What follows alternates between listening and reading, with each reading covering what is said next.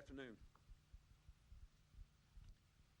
I want to speak for a few moments today about the American people can do right now is to make financial contributions to these organizations. They're there, they're organized, they know who. We've got to do something to take the pressure off of Albania and Macedonia in terms of the sheer numbers of people that are there. Many nations from Norway to Turkey have agreed to take in large numbers of refugees temporarily until they can go home. As others do their part, we should be prepared to do ours as well. Today I can say that we are prepared to accept up to 20,000 refugees. Our goal is to take some of the burden off the struggling frontline nations. Amen. And it works anyway. And it's easier to remember.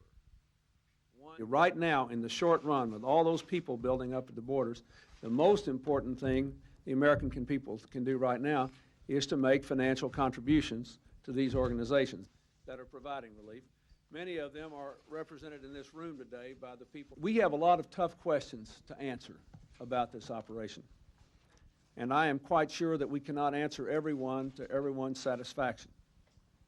But I would far rather be standing here answering these questions with these people talking about this endeavor than I would to be standing here having you ask me why we are permitting a wholesale ethnic slaughter and ethnic cleansing and the creation of hundreds of thousands of refugees and not lifting a finger to do anything about it.